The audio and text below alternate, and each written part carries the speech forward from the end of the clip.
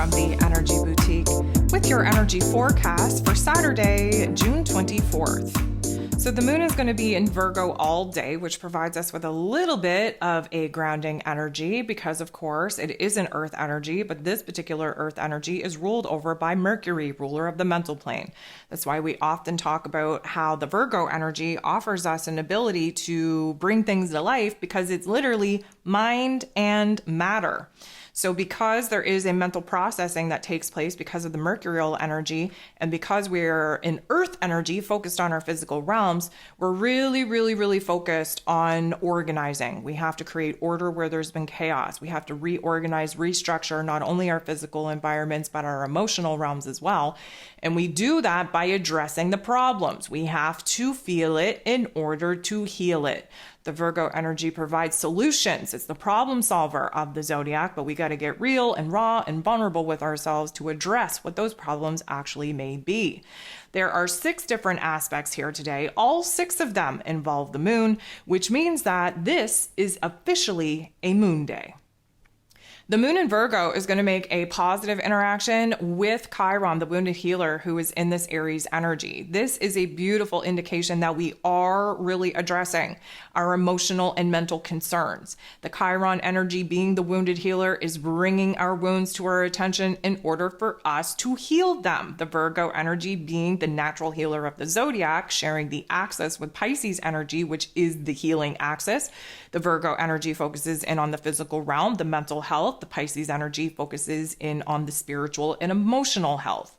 The moon in Virgo interacting with Chiron in this way is definitely suggesting that we're making some pretty good progress, some pretty good growth in improving our situations and getting a grasp on what the actual problems are and really coming up with a plan and a strategy on how we're going to fix it. The moon then interacts with Pluto, which you may know is a beautiful energy because Pluto does a deep dive in the psyche, while the Virgo energy really focuses in on the physical and intellectual plane of existence here in the physical realm. And so emotionally speaking, things might get quite intense in our inner realms as we kind of probe, ask ourselves the deep-seated questions, really kind of unearth a lot of the darkness, a lot of the intensities. We may become fixated on a certain topic and theme, problem, if you will, in order for us to actually resolve it. The moon and the sun come together in a beautiful interaction. And of course, the sun shining a bright light in Cancer energy, showing us emotionally, intuitively, spiritually, what it is that we need in our lives to feel safe and secure and stable. The moon in Virgo, of course, very attached to the past because that's where we're coming from. We have to address the problems of the past before we can go ahead and start building new elements of the future. And of course, what we're left with is the overlap of the present moment in the here and now for us to decide, us to choose what it is that we're willing to let go of in order to build something new in its place. The moon then goes ahead and interacts with Venus. Venus is the goddess of love, beauty, worth, pleasure, money, who's in the heart and soul of the zodiac in this Leo energy. There is a little bit of an aha moment here, an epiphany, if you will, on what it is that we're being called to pursue in order for us to stand in our power, put ourselves first, and actually create a path, an opportunity for us to go after what it is that we want, what it is that we need, what it is that we desire. Now, this is also going to illuminate the dysfunction, I'm going to say, not fair exchange in our personal relationships, because of course, Venus is all about love, and we are kind of picking things apart, especially when it comes to the matters of the heart, because we can't continue to pour into dysfunctional energy exchanges and expect for ourselves to be happy.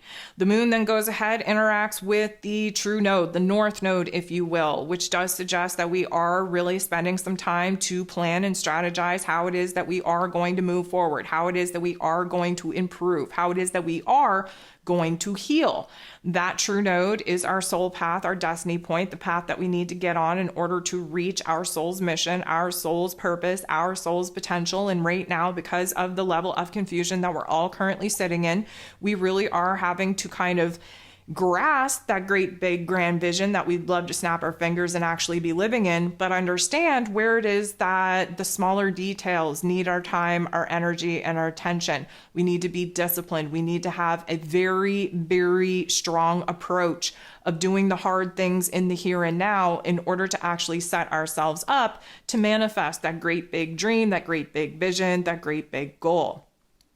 The last thing that we have going on here today is another interaction with the moon and with Chiron. This time, it's not so good. It's not so chill.